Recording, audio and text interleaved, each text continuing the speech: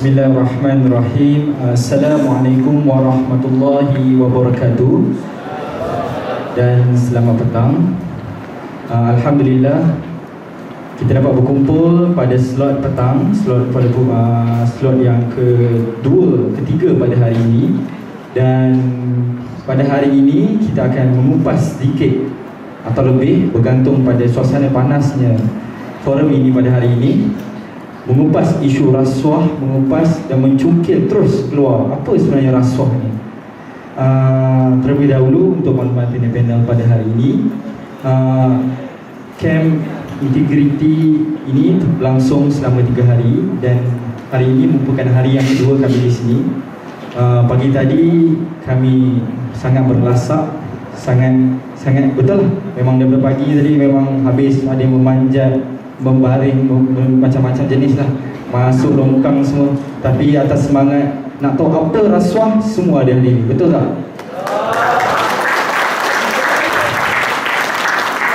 Baiklah, insya-Allah saya saudara Ahmad Daniel akan menjadi moderator kita pada hari ini. Jadi sebelum kita mulakan forum kita pada hari, apa kata kalau kita kenal siapa insan-insan hebat yang berada di hadapan anda ini? Yang berhormat Datuk Fauzi bin Abdul Rahman merupakan ahli jawatankuasa khas mengenai rasuah, yang kalau untuk makluman para hadirin sekalian, jawatankuasa ini terdiri daripada 3 orang daripada pembangkang dan 3 orang daripada kerajaan. Datuk Fauzi dilahirkan pada tahun 27 Ogos 1946 di Baling Besar, Kuantan, Pahang. Merupakan anak kepada Yang Amat Berhormat Abdul Rahman bin Talib, bekas Menteri Pelajaran yang kedua.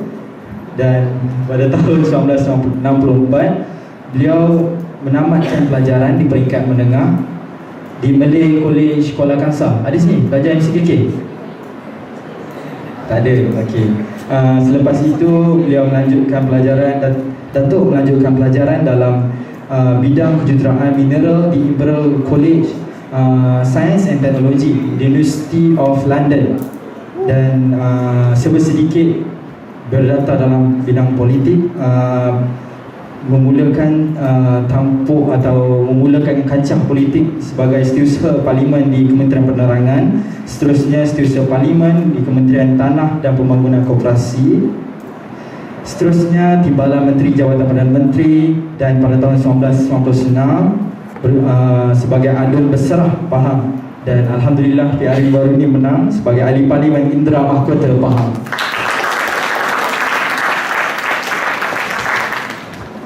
Di tengah ialah Yang Amat Berhormat Datuk Syamsul Baharin bin Muhammad Jamil.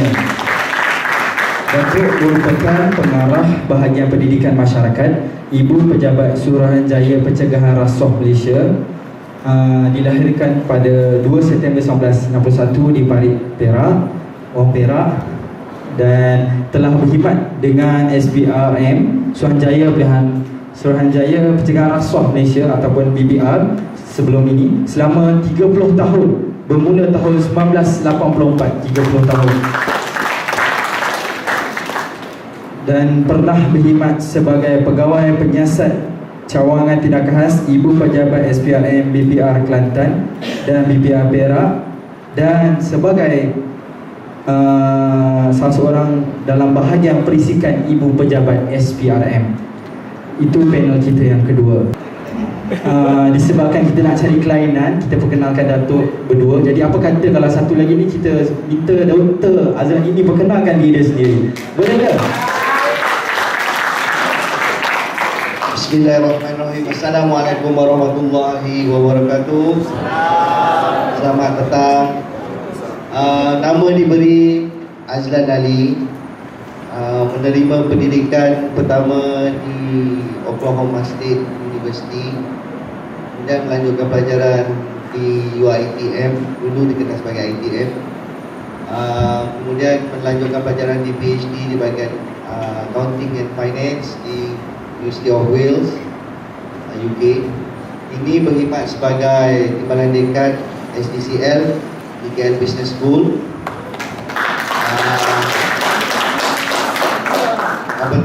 Dari segi pengalaman saya dalam integriti ni saya pernah bekerja sebagai internal auditor dengan sebuah syarikat yang listed, public listed. So ada banyak case juga saya pernah jumpa. Mungkin saya boleh share dalam forum hari ini. Memangnya saya paling muda dan paling, kalau nak ikut pengaman, kurang lah berbanding dengan panel-panel saya hebat ni. Jadi saya pun sama-sama belajar juga insyaAllah dalam forum ni. Terima kasih Tuan Pengerusi. Okey. Bapa kawan hadirin juga, sebenarnya Dr. Azlan ini atas semangat, atas minat untuk mencari ilmu, merupakan telah menyambung pelajaran dalam Master MBA di ITM Shah Alam, dan yang menariknya telah melengkapkan PhD dalam bidang accounting dan finance di United Kingdom. Itu sedikit mengenai Dr. Azlan ini. Okey, tanpa melengahkan masa, mari kita memperkenalkan tajuk forum kita pada hari ini. Tajuk forum pada hari ini ialah Pelajar dan Rasuah. Tingkatkan integriti, hindari rasuah. Untuk tanpa melengahkan masa, saya terus kepada panel kita yang pertama, Datuk Syamsul Bahari, menggunakan key point isu rasuah vs hadiah. Minta Datuk Syamsul Bahari perjelaskan mengenai definisi rasuah, apa yang dikatakan rasuah, penyelewangan dan salah guna. Selain itu, jelaskan bagaimana hadiah yang bagi orang Malaysia atau sudah jadi budaya bagi orang Malaysia ni, hadiah itu seperti satu pemberian. Tapi apa sebenarnya hadiah ini dalam yang boleh menyebabkan ia menjadi rasuah, dan salah atau tidak seorang pelajar itu memberi hadiah kepada guru atau pensyarah. Jadi saya persilakan Datuk Syamsul Bahari. Assalamualaikum warahmatullahi wabarakatuh. Salam sejahtera, salam satu Malaysia, salam kemerdekaan. Saudara moderator yang berhormat Ketua Fauzi, Ahli yang berkuasa mengenai rasuah, Dr. Azlan, adik-adik sekalian, apa khabar? Alhamdulillah. Okey, berhubung dengan isu yang dikemukakan, sebenarnya di dalam akta kita tak ada secara spesifik yang menjelaskan apa itu rasuah. Tetapi berdasarkan akta kita boleh simpulkan yang diterangkan hanya makna suapan. Tapi kalau kita lihat dari segi undang-undangnya, dia terlampau teknikal lah kan. Kalau dia dari segi undang-undangnya menerima atau memberi sesuatu suapan untuk melakukan atau tidak melakukan sesuatu perbuatan berhubung dengan perkara rasuah. Ini kan. Tapi untuk mudah kita fahamnya, kita macam kita belajar balik tadika, faham A, B, C, D. Tapi itu je sebenarnya kalau kita relatekan rasuah, itulah kesalahan rasuah yang ada dalam perkara kita. Yang mana A adalah ambil ataupun menerima, B beri, bagi, C berkait dengan klaim, ada tuntutan, yang mana kita telah buat tuntutan, yang mana projek nak buat tapi dia buat tuntutan, dan seterusnya. D itu duduk ataupun menyalahgunakan kedudukan. Contohnya kalau adik-adik selalu baca dalam media sosial blog sebelum ni kan, kes 3 ketua White Hair Man. Ada pernah dengar? Kita tak pernah dengar? Apa tu, ada bekas 3 ketua Chief Minister Sarawak kan, dia dikatakan dia memberi betul projek tanah permohonan kepada family member. Itu yang kita salah satu masalah. Sebab itu kalau kita tengok dari segi kesalahan, itulah yang kita mudah untuk kita faham apa itu rasuah dari segi undang-undang. Cuma dari segi undang-undangnya mengambil ataupun menerima dan juga memberi itu sama je kesalahannya kan. Jadi kalau kita lihat dari segi kita relatekan kepada hadiah itu, sebab dalam kes-kes jenayah salah satu elemen yang kita kena buktikan adalah niat kan.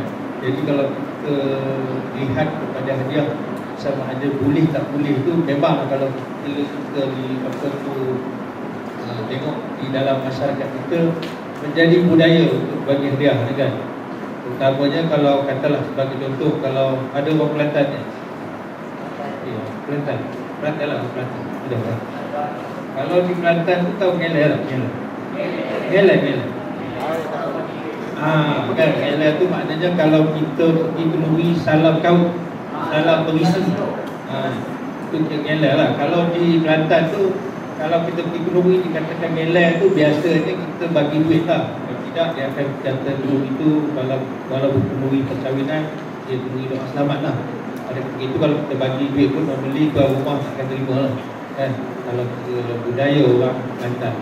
Okey, kalau kita tengok budaya kita, kalau katalah bagi duit jalan ataupun salam berisi ni, kalau setakat RM10, RM50, RM100 tu bukan perkara biasa lah, kan? Tetapi kalau kata salam berisi tu sampai RM1,000, RM5,000, lepas tu orang yang bagi tu ada urusan dengan kita. Sebagai contoh, kalau katalah pegawai DPJ yang bagi tu daripada habis tu sampai RM1,000, RM5,000, kan? Ataupun kalau katalah kita betul pegawai pakuah pun yang bagi daripada pengusaha betul beri. Dalam kes macam ada ni kan, kalau katalah kita tengok hadiah katalah semasa hari dulu, kan, memang kita daripada kecil dulu pun, saya pun pernah kalau katalah dia bagi setakat bunga, tetapi kita tengok juga apa tujuan kita bagi hadiah tu. Kalau kita bagi tu sebenarnya hari jadi ke, ataupun disebabkan ke appreciate sebenarnya hari dulu, tak apa. Tapi jangan kita bagi tu disebabkan kita bagi tu hendakkan dapat markah A, ataupun kalau kita tak pas jadi pas. Itu yang kita kalau kan salah, ya. Maknanya kalau kata pelajar bagi kepada pensyarah supaya dia dapat markah yang baik. Lepas tu bagi pula tu bukannya bagi dalam bentuk bunga ataupun kad ucapannya, tapi dia bagi sampai ke peringkat dia bagi kira Samsung, kan, iPhone ke, ataupun tab ke, ada, ataupun notebook ke, ada. Dalam kes-kes yang pernah dilaporkan kepada kita yang mana pelajar perlu beri bentuk notebook kepada pensyarah untuk tujuan dia mendapat markah yang betul baik ataupun untuk tujuan lulus. Macam itu memang kesalahan. Tapi kalau bersetakat kita bagi tu tanpa apa-apa niat buat kelas, kan, kita sebenarnya guru tu tak tahu. Sebab dia kira walaupun kira hadiah tu bukan bermakna kira semua hadiah tu rasuah, dan juga bukan bermakna semua hadiah tu tidak rasuah. Dia bergantung kepada keadaan. Sebab kita pun kalau katalah di kalangan pejabat awam, kalau kita nak menerima hadiah pun kita ada peraturan yang digariskan oleh kerajaan yang mana yang boleh, mana yang tak boleh. Sekiranya kita menerima hadiah tu daripada orang yang mempunyai kepentingan dengan kita tu, ada menjalankan urusan rasmi dengan kita, tak boleh. Cuba juga kalau katalah di musim main Cina, kan, main Cina kita bagi limau Mandarin tu kita merupakan budaya masyarakat Cina, kan. Tapi itulah saya selalu bagi contoh lah. Kalau kata mengumpulkan apa tu budaya masyarakat Cina, katalah apa yang berlaku di pejabat SPM, pejabatnya terletak di apa tu kompleks D di Putrajaya. Di kompleks D itu ada beberapa agensi lain.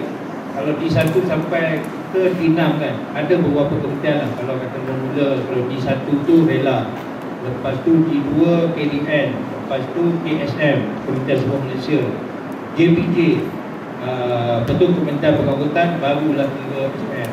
Kalau kita tengok kalau musim perayaan, kan, Nori tu dia singgah daripada rela, dia singgah ke KDN, singgah Kementerian Super, singgah JPJ, singgah Kementerian Pengangkutan, singgah. Tetapi bila lalu je SPM di 6 tu dia lalu saja, tak singgah.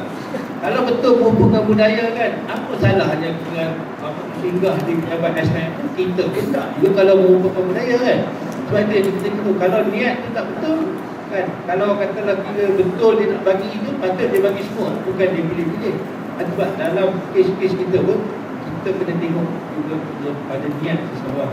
Tapi secara umumnya hadiah tu boleh terima lah. Kalau kita pun, kalau katalah di majlis katalah bagi dalam bentuk kelab, semua boleh kita terima. Tapi peraturan yang kita guna pakai dalam kategori kerajaan ini, kita kena buat pengisytiharan ataupun kita declare kepada jabatan kita, kan.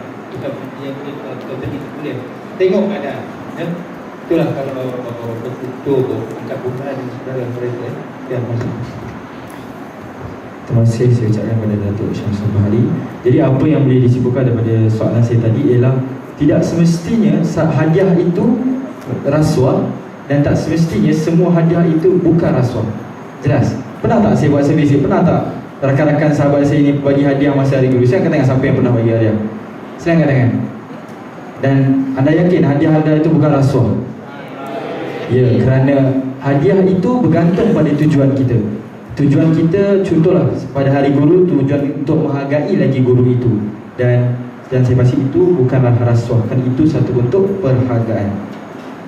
Dan pengetahuan barisan panel sekalian, para pelajar yang ada di hadapan para panel ialah daripada 11 buah kampus ini KL, dan tujuan utama kamp ini adalah untuk memberi dan mendedahkan apa sebenarnya integriti dan apa sebenarnya rasuah. Dan pendedahan ini harus dimulakan daripada peringkat akar umbi seperti yang ada di hadapan panel-panel sekalian. Baiklah, tanpa masa saya terus kepada soalan saya yang kedua, kepada panel yang kedua, Datuk Fauzi Rahman, dengan key point isu kebebasan dan ketulusan SPRM. SPRM dikatakan sebagai sebuah organisasi yang bebas, telus dan profesional. Malahan kini terdapat 5 badan yang memantau SPRM, iaitu Jawatan Kuasa Khas mengenai rasuah, Lembaga Penasihat Pencegahan Rasuah, Jawatan Kuasa Aduan, Panel Penilaian Operasi dan Panel Perundingan dan Pencegahan Rasuah. 5 memantau 1. Namun begitu, masih terdapat beberapa golongan yang berdakwa bahawa SPRM dipengaruhi dan dikawal oleh pihak lain dalam menjalankan siasatan, dan ada juga yang mengatakan SPRM menjalankan siasatan terpilih, ikan bilis ditangkap tapi jerung dilepaskan. Bukan itu saja, bahkan kredibiliti dan integriti pegawai-pegawai SPRM juga dipertikaikan. Selain itu, terdapat juga persoalan, sekiranya SPRM bebas, mengapa segala hasil siasatan SPRM dirujuk kepada Jawatan Peguam Negara untuk sebarang keputusan? Dan boleh Yang Berhormat Datuk perjelaskan mengenai sejauh mana kebebasan dan keterusan SPRM dalam menjalankan tugas mereka? Persilakan Datuk. Tuan Pengerusi, ahli panel, anak-anak yang saya kasihi, pertamanya saya nak ucap tahniah kepada Unitia.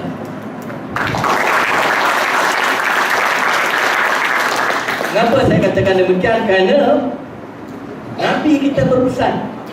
Dia kata, kalau kamu mahu melihat sesebuah negara masa depannya, lihat pada anak remaja, anak mudanya pada hari ini. Kalaulah sekiranya anak-anak kita dalam Indonesia, mengapa tuan-tuan ni, ada anak adik-adik semua ni datang kemari? Kerana nak jadi satu badan yang menjaga, memelihara integriti. Integriti itu amanah. Amanah ni berat. Masa Tuhan nak jadikan dunia ni dulu, Dia nak jaga amanah dunia ni. Nak bagi siapa? Nak bagi langit? Langit tak terima. Bagi bukit, bukau, semua tak terima. Kecuali manusia. Dikatakan dalam Al-Quran, Allah dia kata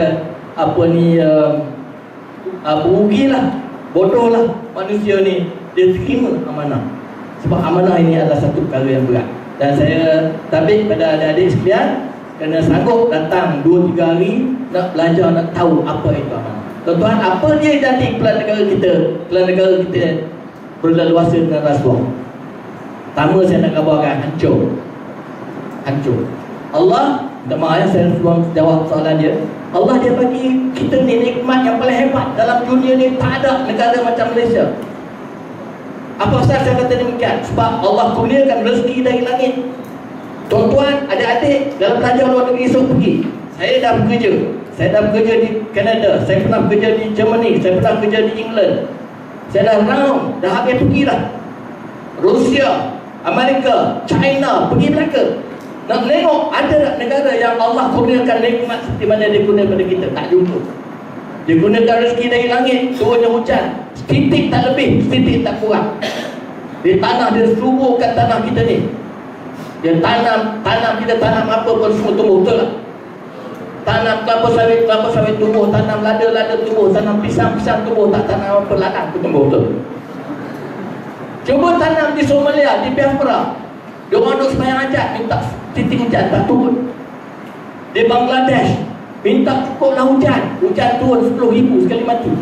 Kita setitik tak kurang, setitik tak lebih. Allah kurniakan rezeki dari langit, kemudian dari bumi. Di Pahang ni, di Pahang sana, di Bubuk sekarang, biji timah, biji emas, biji alumina, biji besi sekarang dalam bumi.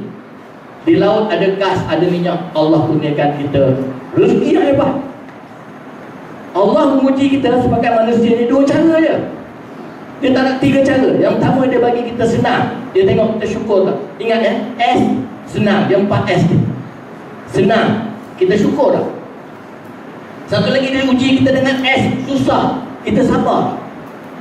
Ini dia uji kita dengan senang. Manusia diuji dengan susah, boleh sabar. Tetapi kadang-kadang bila diuji dengan senang, dia lupa dia ada Tuhan. Balik pada soalan ini. SPRN ni tadi, persepsi orang kata tangkap ikan bilis, ikan besar lepas. Tuan-tuan, saya bukan dalam SPRN. Saya duduk dalam parlimen, memerhatikan perjalanan SPRN. Saya punya anggapan lah, mereka bekerja dengan keras untuk membersihkan negara kita dari rasuah.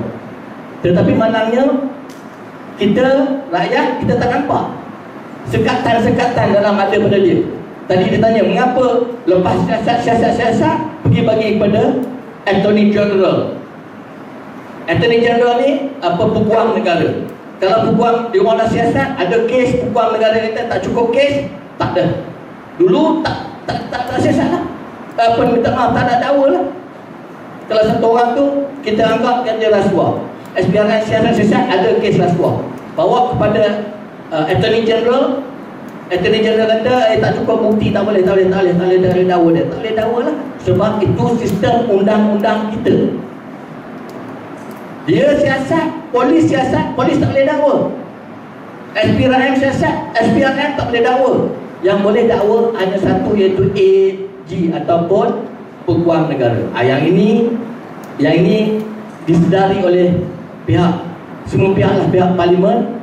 Saya tak berani cakap bagi pihak kerajaan sebab saya ni ahli pemangkat. Jadi kepada saya, hak betul juga, salah juga. Tapi kepada sebuah orang dalam kerajaan, dia kata the government is always right, the opposition is always wrong. Jadi ringkasnya, mereka siasat. Tapi tuan-tuan, orang besar, dia dah sampai ke peringkat level tinggi tu, dia pandai. Dia tahu cari lubang-lubang macam mana dia tak kena. Saya dah cakap ni dalam solat dia orang ni. Dia kadang-kadang dia nak ambil, dia takut. SPRM pun menengok, tangkap. Dia boleh buat macam-macam trik. Ini bukan berlaku di negara kita lah, ni negara luar ni. Pasal ni rekod ni esok dia kata saya mengatakan raja mana-mana pula. Ini raja negara luar lah. Raja tu nak satu token nak tanah balak. Kapal Menteri Besar negara tu lah, bukan negara kita. Negara kita ni semua bersih kan. Token datang, awak bagilah balak ni pada saya bagi awak 50 juta. Contoh, tak jadi di Malaysia, semua bagus sini. Bagi 50 juta. Saya pandai. Mu bagi aku 50 juta, SPR datang, tangkap, aku masuk jail. Sekarang saya nak buat ini, aku ambil 20 cuba lah. Oh, token lagi suka. Tapi mu bagi gaji aku bagi kamu, gaji aku dah mau bagi duit ke gaji bagi kat aku. Nampak tak? Gaji bagi kat saya bila SPRN sesat, mu ambil mana duit? Tuanku kuning, gaji kuning, gaji Timbuktu kuning. Bila gaji kuning, tak jadi rasuah. Dia pandai. Satu lagi, ada antara morally wrong and legally right. Nipis sangat. Dia punya boundary dia nipis sangat. Legally wrong, legally right, undang-undang betul, dia tak salah. Tapi dari segi moralnya, akhlaknya kotor, busuk, dirty. Tetapi tak boleh tangkap orang kerana morally wrong. Dia legally wrong, baru kita boleh tangkap. Jadi kalau kita tengok, contohlah, umpama saya jadi menteri besar. Ini di Malaysia, tuan-tuan ya. Anggaplah saya menteri besar, walaupun badan kecil tapi menteri besar. Kemudian saya nak anak saya. Agak je lah, kau sungguh anak. Dia nak minta tanah dalam bandar 50 hektar. 50 hektar, 1 hektar harga dia 5-6 juta. 50 hektar ratus-ratus juta harga dia. Dia nak minta kan. Dia buat permohonan masuk ke Exco. Saya menteri besar. Anak saya minta tanah. Saya pun kata oleh wahai Exco, ahli-ahli Exco, ahli-ahli Muhammad, ni anak saya dah minta ni, tapi undang-undang kata saya tak boleh ada dalam syarat. Saya kena declare interest saya ngabar ni anak saya, sekarang saya keluar. Dia masuk balik, tak sempat masuk balik exco semua. Luluh ke nak tolak? Luluh ke nak tolak? Luluh. Tak awak tolak, awak exco esok berhenti habis. Betul tak? Jadi legally right. Dia buat betul dari segi undang-undang, tetapi dari segi modalnya wrong. Jadi ini pun ada nipis. Jadi saya gembira lah. Dia Pesuruhjaya apa ni, SPRN, Tan Sri apa ni, Tan Sri Abu Qasim sedar semua benda ni. Macam tadi saya sebut, dia dah siasat, nak dakwa tak boleh. Kita nak cari jalan macam mana dia siasat, dia boleh ada hak untuk kata mendakwa. Tapi tuan-tuan dan puan, kali ini dah disedar. Dan hari ini telah diwujudkan tadi apa ni, pengurusi katakan tadi ada 5 jawatankuasa. Satunya jawatankuasa semua terdiri daripada ahli parlimen. Saya ahli parlimen. Dulu dalam kerajaan, sekarang membangkang. Beda. 3 orang daripada membangkang, 3 orang daripada kerajaan duduk dalam jawatankuasa tu membantu. Tengok bagaimana kita boleh tolong menghapuskan rasuah. Sebab negara kita, negara yang blessed, orang putih kata, kalau kita tak jaga rasuah, rasuah musuh negara yang pertama sekarang ni, hancur anak cucu kita. Tuan-tuan, mak bapak kita dulu amanah. Kita ni duduk dalam universiti ni semua kerana mak bapak kita dulu amanah. Dia jaga amanah. Kita yang dapat istimewa ini. Sekarang pulang ke kita pula. Kita mesti beramanah untuk menentukan anak cucu kita esok mendapat tempat dalam negara kita. Betul tak? Dan akhirnya ada soalan apa yang akhir? Dari segi ketulusan, itulah saya katakan tadi. Dia dah siasat, dia dah kapal. Orang ni disiasat, tetapi bila sampai kata kata tak ada. Bukan orang politik. Saya betul membangkang, betul saya condemn apa ni, orang politik ni menteri semua tak guna ni, tak guna. Tapi betul juga, yang tak betul juga. Mereka dah siasat sebaik mungkin. Dan kita kalau ada keraguan, kata siasat adik kita, ada keraguan, tak boleh dia nak suruh charge, tak boleh. Sebab ada pepatah yang Islam kata, biar kamu lepas 10 orang yang disyaki bersalah daripada kamu aniaya 1 orang yang tak bersalah. Jadi oleh itu round pertama begitulah adik. Minta maaf saya berdiri tadi sebab bila saya duduk kata tak nampak kerana ketinggian yang istimewa. Terima kasih. Jadi sebagai kita, saya dan anda pewaris generasi Y yang akan mewarisi pada suatu hari akan jadi, mungkin ada yang antara kita jadi doktor, engineer dan mungkin ahli politik juga. Kita inilah daripada sekarang, daripada masa ini, daripada tempoh ini, bila keluar dewan ini kita sedar apa sebenarnya integriti dan apa kebukaan rasuah. Pastinya apa yang Datuk Fauzi mengatakan yang tentang hancurnya dapat dielak. Betul? Anda semua setuju? Jadi tanpa puasa saya terus kepada panel kita yang ketiga. Kita sudah dapat pendedahan daripada SPRM, daripada bidang politik, maksudnya daripada ahli parlimen. Khususnya saya terus kepada Dr. Azlan Ali dengan kata kunci isu peningkatan integriti di kalangan pelajar mara. Sekarang kita nak membicarakan mengenai integriti. Mengikut Kamus Dewan dan Pustaka, integriti bermaksud kejujuran, ketulusan, kesempurnaan dan keutuhan. Berdasarkan Pelan Integriti Nasional atau singkatannya PIN, integriti didefinisikan sebagai kualiti unggul yang wujud secara keseluruhan dan padu pada individu dan organisasi. Integriti berkait erat dengan etika. Ia adalah berlandaskan etika dan pencerminan etika dalam tindakan sehari-hari. Integriti juga didefinisikan sebagai nilai-nilai murni seperti jujur, amanah, bertanggungjawab, adil, telus dan sebagainya. Punca berlakunya rasuah adalah disebabkan kurangnya integriti atau nilai-nilai yang saya sebut sebelum ini. Pelbagai usaha telah dilakukan untuk meningkatkan integriti, terutamanya golongan mahasiswa dan pelajar di sekolah dan institut pendidikan tinggi Para pelajar diajar dengan integriti dan nilai-nilai murid. Sebagai contoh, camp yang kita hadiri pada hari ini.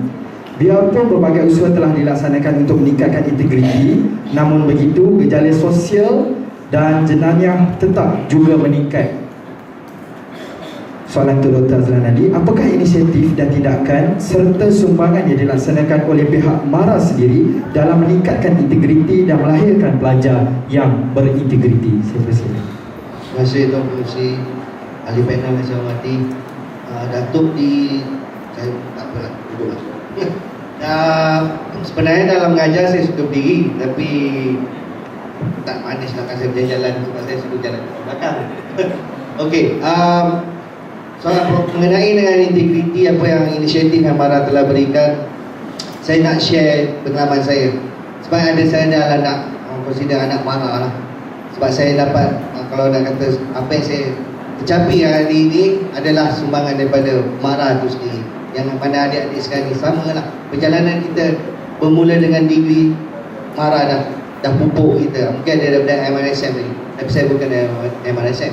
Tapi satu yang saya perasan masa mula-mula saya sebelum melanjutkan pelajaran ke luar negara, MARA hantar kami yang nak pergi luar negara ni satu kursus 6 hari. Kursus tu dipanggil Biro Tata Negara. Dalam kursus tu tadi diterapkan nilai-nilai loyalty pada negara.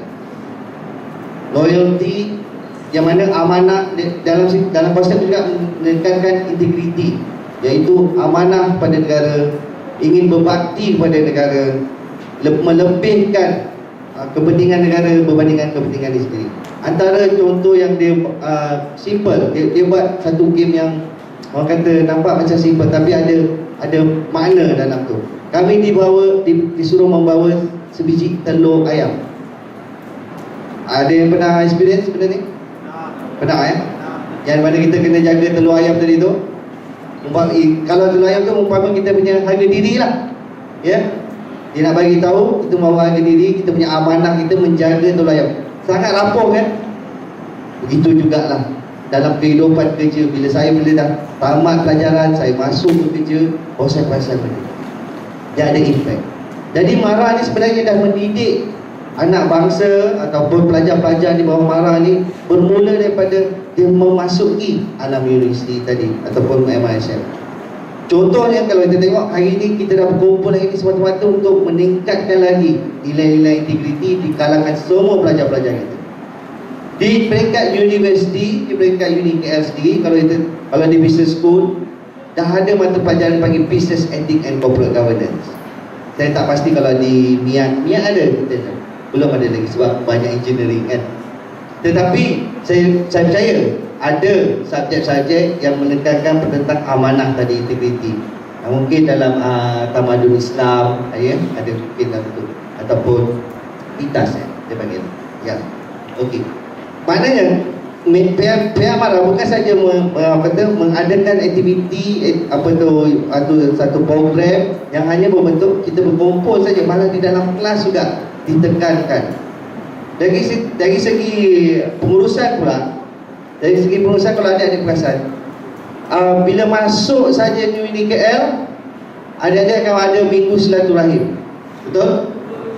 Ada tak dalam MSA tu satu program yang mana mengingatkan diri adik-adik balik apa tanggungjawab pelajar datang belajar di UniKL? Ada tak? Itu dah menunjukkan nilai integriti amanah telah ditanam daripada kita. Mana kita datang UniKL ni bukan sahaja kita suka nak masuk universiti. Kita masuk sini sebab kita membawa amanah ibu bapa. Mana amanah, membawa amanah keluarga kita. Okey, yang mana kita satu hari nanti akan jadi pemimpin yang menggantikan bangsa-bangsa panel yang ada depan ni untuk menterajui kerajaan. Jadi saya lihat di sini MARA telah banyak membantu kaum Bumiputra dalam untuk kejayaan, memastikan kejayaan negara, yang mana nilai-nilai integriti telah dimasukkan, tapi tidaklah secara jelas, tapi telah ada nilai-nilai ini di dalam daripada program kemasukan pelajar, dalam program pendidikan, dalam program usahawan, semua ada dah. Cuma kita nak melihat benda itu terkeluar yang menghasilkan dia macam mana. Okey. Jadi apa saya boleh simpulkan daripada apa yang diperkatakan oleh Dr. Azali ialah Mara sudah menjalankan beberapa aktiviti, contohnya BTN, Biro Tata Negara, khususnya subjek Business Ethic, dan juga paling yang kita boleh nampak atau kita sendiri ada ialah Minggu Silaturahim. Saya pasti rakan-rakan semua mengalami atau ada dalam Minggu Silaturahim, betul? Jadi sebelum kita pergi ke pusingan yang kedua, saya lihat tadi rakan-rakan saya di bawah ni muka bila Datuk Fauzi bercakap ada muka tu macam nak tanya soalan. Jadi saya persilakanlah sahabat-sahabat saya, kalau ada yang ingin bertanyakan soalan, ada mungkin tak setuju dengan apa yang disampaikan, kita boleh kemukakan soalan anda. Saya persilakan. Bismillahirrahmanirrahim. Assalamualaikum warahmatullahi wabarakatuh kepada ahli-ahli panel dan juga tuan pengurusi majlis. Nama saya Muhammad Arifin bin Muhammad Jainuddin daripada University Business School, UBIS, di bawah Datuk Azlan juga, Dr. Azlan, minta maaf. Okay, saya ada satu soalan daripada apa yang ditanya tadi. Kita telah melantik 5 badan untuk memantau SPR. Jadi selain daripada benda ni, apa yang Datuk rasa dan dari pihak SPR juga yang kita boleh buat untuk meraih kepercayaan rakyat kata SPR ni memang telus dan ikhlas dalam menjalankan tanggungjawab? Terima kasih. Bagaimana nak bantu SPR yang punya image kan? Tadi macam saya terangkan tadi lah, apa ni, SPRM ni macam kuasa polis. Dia jalan tugas dia menyiasat, ada kes. Tapi bila sampai ke AG, sebab-sebab tertentu yang AG mungkin ada sebab dia kata tak ada kes. Dulu tak ada harapan lah, bila dia kata AG kita tak ada kes, kita balik AG kita tak ada kes. Katalah saya komplain pasal awang ada ambil rasuah, AG kita tak ada kes, kita balik tak. Tapi sekarang ni, terima kasih adik, bila adik tanya saya pun cantik tapi lupa cerita tadi. Rupanya inilah dipuji pula kerajaan. Dia memangkan kerajaan wujud satu komiti jawatankuasa. Kiranya adik punya laporan itu dah bagi kepada SPRM. SPRM siasat ada kes, maju kepada AG. AG kita tak ada kes. Adik ada hak untuk berjumpa dengan satu jawatankuasa. Saya ingat yang dipimpin oleh Makno ke apa? Salah seorang daripada bekas hakim ke bekas Solicitor General. Dia memimpin jawatankuasa itu. Dia boleh kaji semula. Sebab dia hakim, bekas hakim, dia tahu. Dia kaji semula. Kemudian pada dia memang adik punya laporan ada kes, dia boleh arah kepada AG untuk buka semula file untuk menyiasat, untuk membawa kes itu ke mahkamah. Saya dipahamkan sudah ada kes macam itu. Dulu tak ada. Satu, dulu tak ada kami ahli parlimen. Kadang-kadang kerajaan nak pindah perlembagaan, adik kena tahu, nak pindah perlembagaan kena ada 2/3. Kalau dia dapat 51% daripada ahli parlimen setuju, tak boleh pindah lagi. Sekarang kita nak letakkan SPRM pada tempat yang hak, tempat yang benar. Duduk di atas, dia ada kuasa. Nak pindah perlembagaan, kena pindah perlembagaan. Saya tak mahu nak sebutnya, adik-adik, 1, 2, 3 nak pindah tak boleh lah, sebab benda tu belum dikaji oleh kerajaan. Tapi memang ada hasrat nak pindah kerajaan.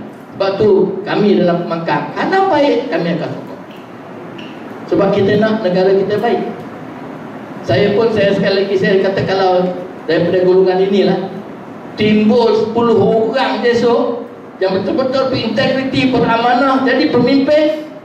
Saya salute pada apa yang dikatakan oleh Bung Soekarno nak merdekakan negara dia dulu. Tak ada senjata, lawan dengan buluh runcit, buluh di asas-asas, itu senjata dia. Dia kata apa? Kalau berikan aku 1000 dewasa, nggak ada apa yang bisa aku lakukan. Tapi kalau berikan aku 10 pemuda yang bersemangat wajar, macam terdapat dalam kolonel ini, 10 pemuda yang bersemangat wajar, dia kata dunia akan bergoncang. Akhirnya dia memerdekakan Indonesia dengan hanya bersenjatakan buluh yang ditajam. Jadi alhamdulillah adik-adik disahirkan oleh anak-anak, ibu-ibu bapa kita dulu yang beramanah. Saya nak sikit untuk makluman adik-adik, masa mula kita merdeka, yang memperjuangkan merdeka, orang-orang UMNO kita tak ada duit. Tengku Abdul Rahman tak ada duit, Tun Razak tak ada duit, Tun Ismail tak ada duit, semua tak ada duit. Dibiayai oleh MCA. Tun Sri Sim, Tan Chen Lok, dia membiayai nak pergi merdeka, duit pergi dengan harapan bahawasanya dia boleh menguasai dasar-dasar dalam negara ini. Dia nak bahasa Melayu jadi bahasa pengantar, bahasa Cina pun jadi bahasa pengantar, bahasa ini pun jadi bahasa pengantar, bahasa Inggeris pun jadi bahasa pengantar. Kalau orang Melayu dulu, pemimpin Melayu dulu tak mana kita adik-adik bukan bahasa Melayu jadi bahasa pengantar, bahasa Melayu, bahasa Cina, bahasa Inggeris, bahasa India. Nasib baik amanah mereka, dan amanah mereka itu menzahirkan kita, dan kita nak zahirkan anak-anak yang beramanah pada hari ini supaya andalah penyambung pada perjuangan ibu bapa kita yang sampai kemerdekaan. Betul tak?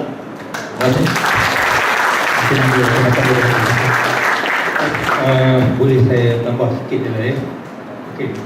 Sebelum kita pergi kepada jawapan yang pada soalan ni, seperti yang berhormat telah terangkan tadi kan, dalam kita nak menangani isu rasuah dalam negara kita, pertama ni kita kena faham sistem keadilan jenayah negara kita. Sebab kalau katalah kita baca blog media sosial, kadang-kadang ada perkara yang kadang-kadang tak dijelaskan. Bila nak buat perbandingan dengan beberapa negara Malaysia ke ataupun lain-lain negara, sebab kita punya sistem keadilan jenayah kita ni telah membezakan antara penguatkuasa, pendakwaan dan juga mahkamah. Maknanya itu 3 komponen dalam sistem keadilan jenayah yang mana memainkan peranan masing-masing. Seperti yang berhormat sebutkan tadi, peranan SPM hanya menyiasat. Sebab daripada dulu sampai sekarang perlembagaan tu dah dinyatakan kalau nak cas seseorang tu mesti dapat konsen daripada pegawai negara. He is the only person. Kalau di bawah ketua perlembagaan dan juga di bawah akta kita tu, kita nak cas seseorang tu mesti dapat konsen daripada Timbalan Pendana Raya, maknanya AG lah. Selagi tak dipindah, maknanya itulah kedudukan ataupun perjalanan sistem keadilan jenayah kita. Kan? Sebab itu kalau katalah masyarakat yang masuklah adik-adik sebagai pelajar yang perlu bermainkan peranan, sekiranya merasakan katalah model lain-lain negara lebih efektif, sebagai contoh katalah macam di Indonesia, dia punya bentuk komisioner dia mempunyai kuasa untuk mendakwa. Maknanya di Indonesia bagi kes-kes korupsi di sana bukannya AG yang menentukan ataupun pegawai negara. Bentuk komisioner Komisi Pemberantasan Korupsi yang sama macam SPM ni ada kuasa, tapi bukan di Malaysia. Sebab Malaysia masih menggunakan sistem yang sama sebelum mereka, selepas mereka, until now, sebagaimana yang dilaksanakan oleh UK ataupun negara-negara Commonwealth. Jadi maknanya sebenarnya tak ada timbul isu kita tak dakwa orang ni, kita dakwa orang ni, tak ada. Itu bukan isu kita. Isu SPM kalau you nak tanya, kita siasat ke tak siasat? Kita apa saja kes kita siasat. Seperti YB sebutkan tadi, sekiranya tak puas hati, itu yang kita kena faham 5 oversight body yang ada sekarang ni. Satunya jawatankuasa khas mengenai rasuah di peringkat parlimen yang dianggoti oleh both parti tu, mereka akan menerima laporan tahunan. Sebab dulu kita apa saja yang kita buat tu tak ada orang yang berhati lah. Tapi sekarang ni laporan tahunan kita kena buka kepada jawatankuasa ni sebelum dibentangkan di parlimen. Dan selain daripada itu, sekiranya ada orang tak puas hati kepada tindakan pegawai SPM, kita ada jawatankuasa aduan yang macam bagi sebutkan tadi, yang dikongsikan oleh former High Court Judge kita, Dato' Noh. Dan juga mana-mana kes siasatan kita yang kalau kata kita hantar kepada kertas siasatan, kita hantar kepada pegawai negara Timbalan Pendana Raya yang mana mereka NFA ke, tak setuju charge ke, ataupun mana-mana maklumat aduan yang kita terima kita tak siasat, kita perlu laporkan kepada satu jawatankuasa, itu panel penilaian operasi yang dikerusikan oleh mantan Ketua Audit Negara Tan Sri Adnan yang akan melihat sekiranya tak siapa tu ada perkara yang kira mereka nak lebih lanjut maklumat tu, boleh tanya balik kepada kita, ataupun kalau dalam kes siasatan boleh minta pejabat pegawai negara untuk review balik kes. Sebab dari segi pengalaman kita, sil penubuhan jawatankuasa yang ada 2009 until now, kita ada 33 kes yang mana kes itu tidak didakwa, tetapi kita ataupun jawatankuasa minta, atau panel penilaian operasi tu minta supaya AG tengok balik dan akhirnya daripada 33 kes 11 akhirnya didakwa. Apa yang penting kalau kita lihat bagaimana KPK di Indonesia itu berjaya, sebenarnya gerakan NGO ataupun orang ramai membantu KPK. Apa yang penting bagi kita ni, kena sokong turun beri kepercayaan sepenuhnya kepada SPM lah. Jangan kadang-kadang kita ni terlampau kata tu bukan sahaja orang ramai, tapi semua pihak NGO tiba kadang-kadang betul-betul ada politik attack. Sepatutnya kita mesti bersama-sama untuk bangun, dan sebab isu rasuah ni bukan isu kaum, bukan isu politik dan bukan isu agama. Dia adalah isu semua penduduk ataupun 30 juta rakyat Malaysia. Sebab kalau kita nak lihat negara kita ni bebas daripada rasuah, semua orang kena main peranan. Kalau di Indonesia tu apa yang dimainkan oleh orang ramai, terutamanya melalui NGO, mereka katalah sebagai contoh dipanggil ICW, ICW, International Corruption Watch Indonesia Corruption Watch dia memainkan peranan seolah-olah dia orang tu sebagai investigator je. Maklumat-maklumat yang mereka terima, mereka akan goreng dulu ataupun masak dulu, benar-benar masak baru dihantar kepada KPK. Ataupun macam dalam kes kita, sebenarnya jangan kita buat satu tuduhan yang kira umum. Dia katalah pegawai JPJ bahasa madu rasuah, pegawai MOF rasuah. Kita kena bantu dari segi nak dapat, walaupun kita faham kalau orang ramai itu dari segi cara nak dapat maklumat mungkin orang mahir kan, tapi sebenarnya bagi maklumat yang lengkap kepada otoriti, kalau dalam kes rasuah itu kepada MOF, supaya kita lebih mudah untuk kita menjalankan kerja. Yang pentingnya kita mesti bersama-sama SPM dan sokong sepenuhnya apa tindakan kita. Kalau tak puas hati macam yang saya katalah, kita ada oversight body yang melihat yang boleh kita salurkan supaya kita boleh tambah baik dari segi kita berkesanan perjalanan ataupun tindakan kita. Contohlah kita sebagai orang muda yang selalu surf internet, tengok baca kat blog, kita boleh terlalu taksub, oh yang ni salah. Tak boleh baca blog dan terus buat justifikasi. Ada peringkat, ada SOP yang perlu SPRM ini jalankan sebelum seseorang atau generasi itu disabitkan kesalahan. Ya, sebelum saya teruskan kepada pusingan kedua, saya mohon semua rakan-rakan saya untuk bangun sebentar. SPR, I'm best, you are best, we are best. One more time, lagi semangat. SPR, I'm best, you are best, we are best. Last time, SPR, I'm best, you are best, we are best. Terima kasih sahabat semua. Okey, kita masuk ke pusingan yang kedua.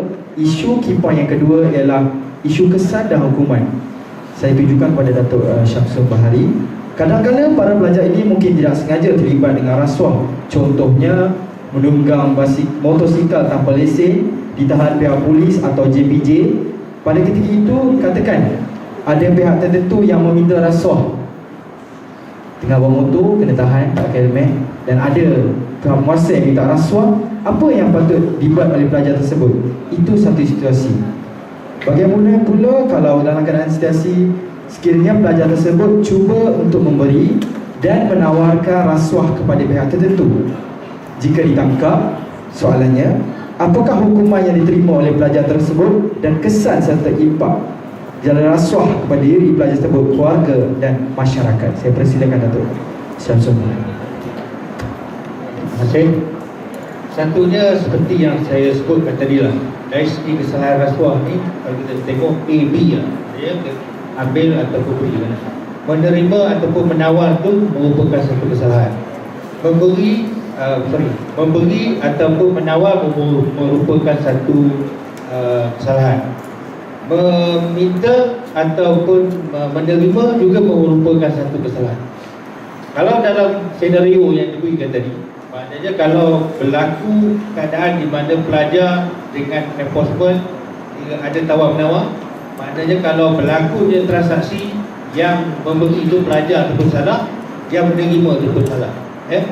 Tetapi dalam konteks apa yang berlaku kalau dalam keadaan itu, katalah macam adik-adik menghadapi situasi macam itu, kita kena lihat keadaan pada ketika itu. Kalau katalah kita ada masa yang boleh kita pergi untuk buat laporan selanjutnya kan, dia minta tangguh. Kata kalau kata dia nak minta, kata nak settle kan, minta tangguh lah, kata kalau tak ada nanti kita bayar balik. Ataupun kalau kata ketika itu terpaksa juga bayar, boleh kan, ambil sama ada kalau Dan ambil nombor siri wang tu ataupun nombor takitan. Kalau macam polis trafik kan nombor dia kan, kerana bila kita buat laporan tu kita boleh cari. Apa yang penting selepas kejadian tu kena terus pergi kepada pejabat SPM untuk buat laporan. Tapi kena ingat, macam saya kata lah, dalam kes ini kan sama ada menerima ataupun memberi, sebab ia merupakan kesalahan jenayah.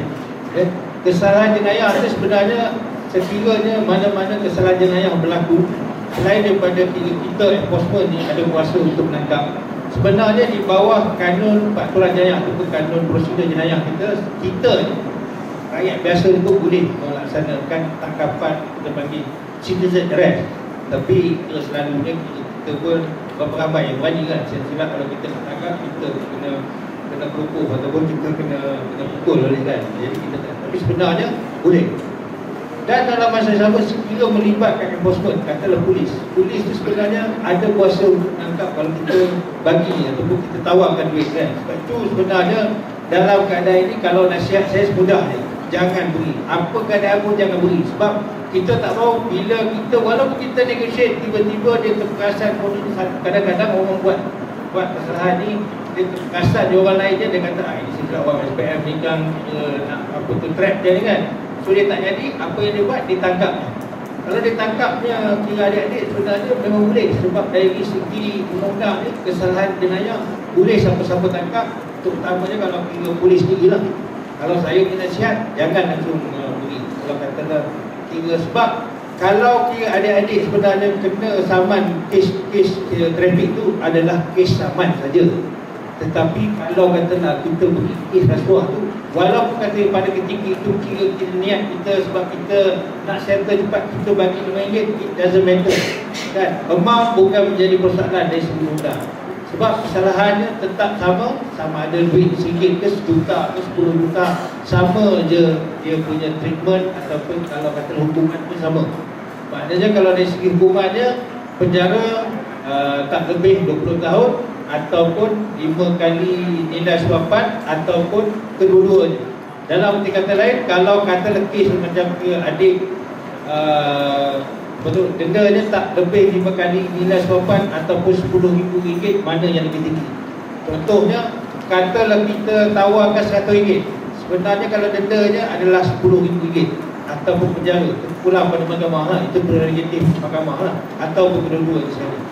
So kesannya bukan setakat kita bila kita kena tangkap kes rasuah ni, family kita akan malu kan. Tetapi sebenarnya in future sekiranya kita disabit dalam kes jenayah, kita tak boleh kalau minta kerja di perkhidmatan awam, tak boleh. Kita dah ada bad record.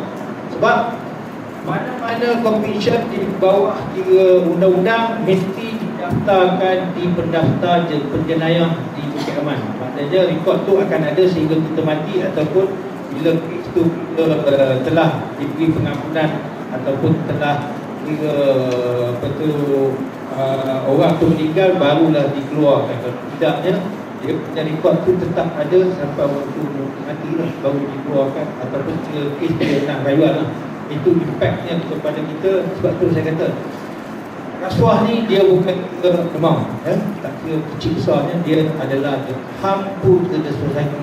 Kadang-kadang tu walaupun kira jumlahnya kecil, tetapi kalau melibatkan perolehan getah yang baru keluar daripada kebun apa tu dia menori itu, kena pau di enforcement, kena bayar kira walaupun RM10 ke RM20, tapi itu merupakan mata pencarian ataupun kehidupan dia untuk seminggu 2 minggu, bayar kan. Jadi sebenarnya bagi saya isu rasuah ni bukan isu rumah.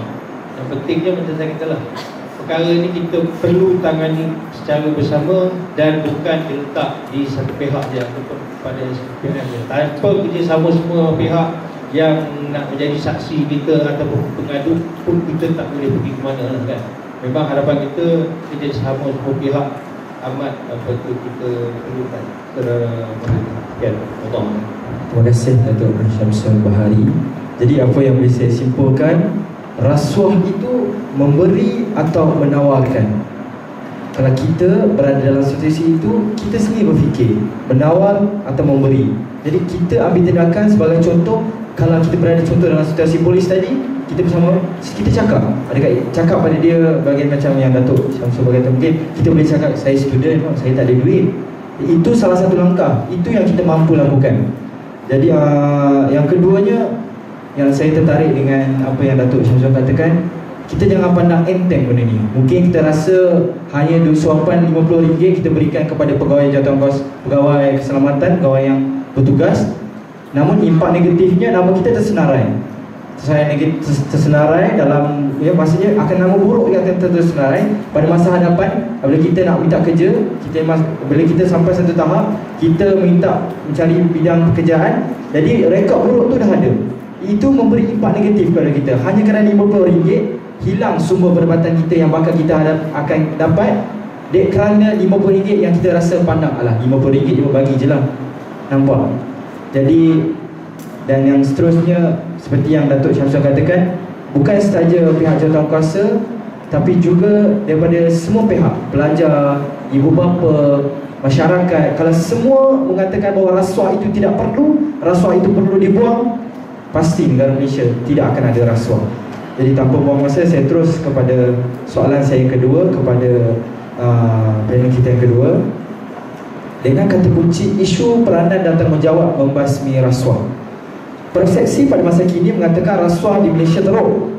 Malahan dalam keputusan Corruption Perception Index dengan izin pada tahun 2013 masih tidak membanggakan, di mana kedudukan negara adalah yang ke-53 daripada 177 buah negara, berbanding dengan Singapura, negara jiran, yang ke-53 daripada yang kelima yang kita 53, yang dia buang 5, dan Brunei di tangga ke-38. Kerajaan telah melanjarkan berjuta-juta ringgit kepada SPRM untuk memerangi rasuah di Malaysia. Malahan berbagai inisiatif telah dilakukan oleh kerajaan dan SPRM untuk memerangi rasuah. Antaranya kewujudan mahkamah khas mengenai rasuah, ikrar integriti korporat, mengeluarkan sebuah harga dan tender secara online dan sebagainya. Namun begitu, masyarakat kita masih mempunyai persepsi bahawa rasuah di negara ini teruk dan meletakkan tanggungjawab mengenai rasuah ini sepenuhnya kepada SPRM. Adakah ini wajar? Itu soalan saya. Dan bagaimana SPRM hendak memanggil rasuah sekiranya masyarakat Malaysia masih lagi bertolak ansur dengan memberi dan penerima rasuah, memberi dan menerima, dan tidak melaporkan kelakuan rasuah ini kepada pihak berkuasa. Dan terakhir, apakah peranan yang boleh dilaksanakan oleh masyarakat, terutamanya pelajar, dalam memerangi rasuah? Saya persilakan Datuk Fazil. Hadirin yang sama sekalian, wajar tak SPRM je kita letakkan beban menghapuskan rasuah? Wajar? Tak boleh, sebab pepatah Inggeris kata, the people, kita semua the people begets the government we deserve. Rakyat yang menentukan pemimpin yang dia nak. Abu Hassan dengan 40 orang pencuri. 40 orang pencuri tu, kalau semuanya pencuri ni tadi jadi amanah, Abu Hassan tak jadi ketua, betul? Sebab Abu Hassan ni, dia bapak pencuri, yang lain tu pencuri sama, dia ajarlah pencuri, jadi dia lah jadi hero. Jadi beban ni, kalau kita tengok pokok, kalau pucuk tu mati tak pokok? Bukan mati pucuk, pucuk mati. Kalau pucuk tu mati, pokok tak mati dah pokok. Cuba tengok akar, kalau akar tu mati dah pokok. Bermakna akar ni Allah punya kuasa ni, dia bagi kita contoh-contoh yang boleh kita nampak dengan akal kita. Pokok tu akar, kerana akar kuat. Bila akar kuat, negara itu kuat. Bila rakyat itu bersih, percayalah, bila rakyat itu bersih, rasuah dengan tersendirinya terhapus. Kita nak letak pada SPRM saja, memang macam polis lah. Kita letakkan pada mengatasi jenayah kepada polis. Polis terlantik lah. Dalam negara kita ada 20 juta, 30 juta rakyat kita kata. 3 juta kita ambil polis. Tak dapat selesai. selagi rakyat itu tidak membersihkan diri dia daripada jenayah. Jadi hari ini, program hari ini, sebab tu saya kata tadi, saya datang dari jauh 4 jam datang dari Kuala Lumpur nak bercakap dengan adik-adik, bukan boleh undi saya pun, tapi mengetahui bahawasanya inilah anda lah akan menjadi pemimpin yang insya-Allah dengan pengetahuan, dengan komitmen, dengan amanah akan menghapuskan sedikit sebanyak rasuah di kalangan kantor kita masing-masing. Betul? Sebab kalau tak ada, kita tidak ada pilihan. Kita tak ada pilihan. Pilihan kita nak jadi negara rasuah ataupun nak jadi negara bersih. Tadi tengok Brunei 38, kita 57, Singapura nombor 5. Kita punya maki ke China. Singapura tu minta maaf ni sebab rekod ni. Bukan saya nak kata saya maki China dah. Orang Melayu ni makilah dengan China ni macam-macam. Kafir lah.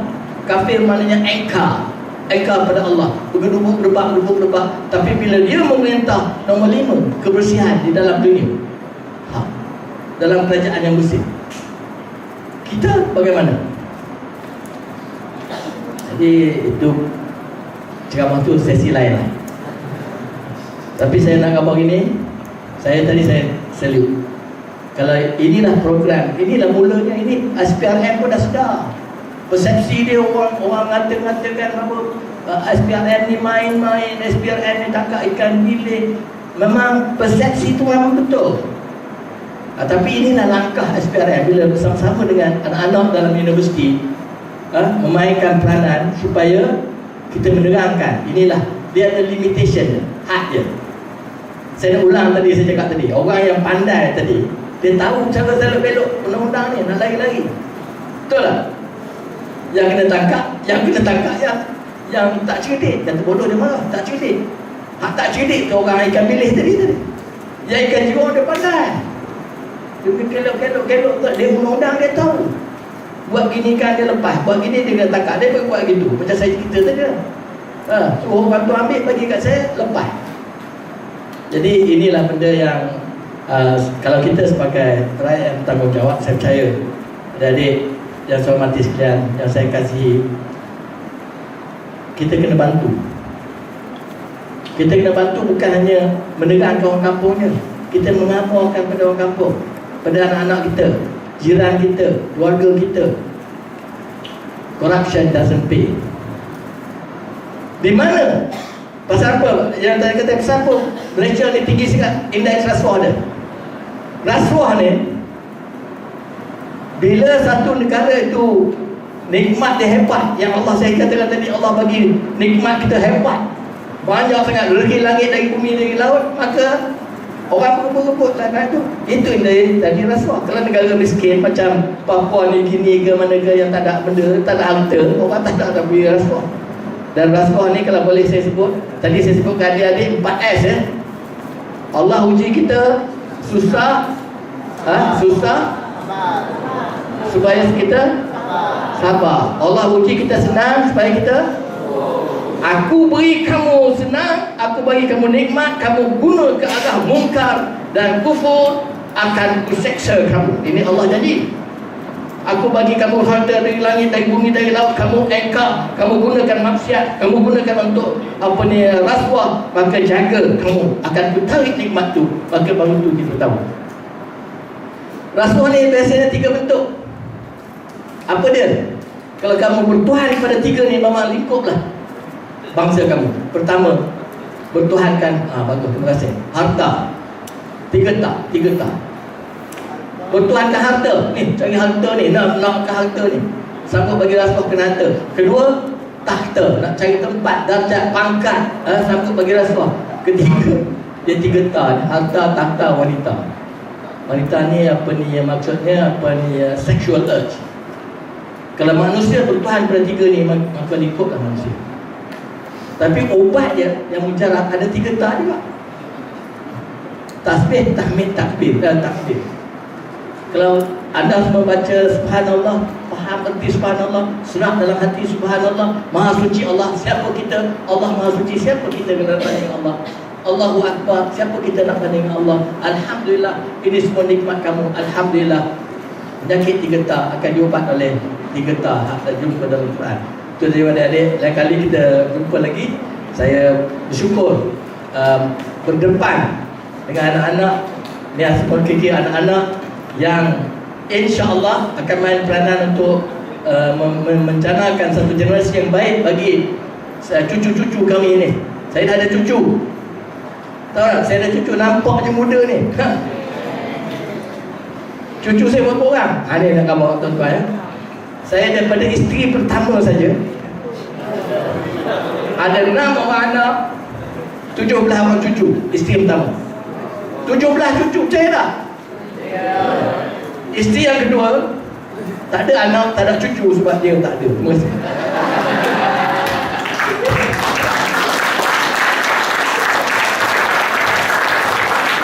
Terima kasih ucapkan kepada Datuk Fazlur Rahman. Jadi apa yang saya boleh simpulkan daripada soalan tadi, rakyat sendiri, kalau kita sebagai pelajar-pelajar sendiri yang tentukan.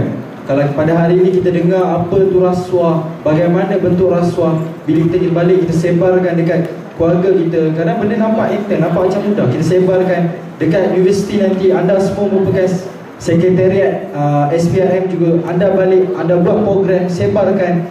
InsyaAllah harapan untuk negara sifar rasuah itu pasti digapai. Dan ingatlah, jauhilah 3 harta, tahta dan wanita, dan dekatilah 3 tasbih, tahmid dan takbir.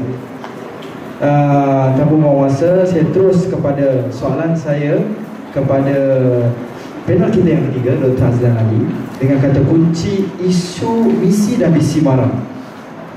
MARA salah satu agensi yang banyak membelanjakan wang untuk meningkatkan pendidikan rakyat, terutamanya kaum bumi putra. Jelas sekali kita semua adalah MARA juga, ini KL.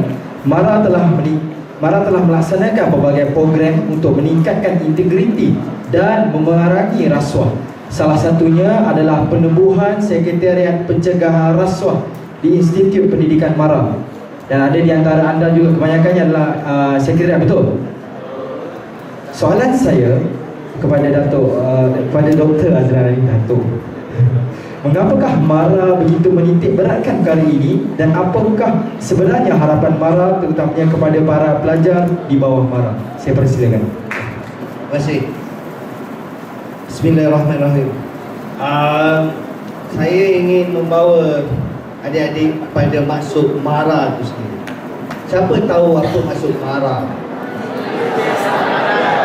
Majlis Amanah Rakyat. Amanah itu sebenarnya, kita ni semua adalah pemegang amanah. Saya pemegang amanah, saudara-saudari juga pemegang amanah. Kalau kita lihat, saya pasti semangat sikit. Sebagai pendidik, saya nak tanya sebelah sini lah adik. Dari segi amanah, sebab amanah ni saya kata dia akan kaitkan dengan isu rasuah ya. Dan rasuah tu sekarang ni kita tidak ada duit, tapi amanah dari segi pelajar. Saya tanya, ada tak pernah dengar kes budak membawa toyol? Ada? Tiap-tiap kampus ada toyol tak? Toyol pernah kena tangkap tak? Tak pernah? Tapi tahu toyol tu wujud? Toyol tu wujud di kalangan pemegang amanah. Macam mana? Adakah toyol tu datang dengan sendirinya? Dia ada di kalangan pemegang amanah. Saya nak tanya tuan-tuan pula, kita nak support SPRM, kita nak support, nak hapuskan rasuah, nak hapuskan pecah amanah.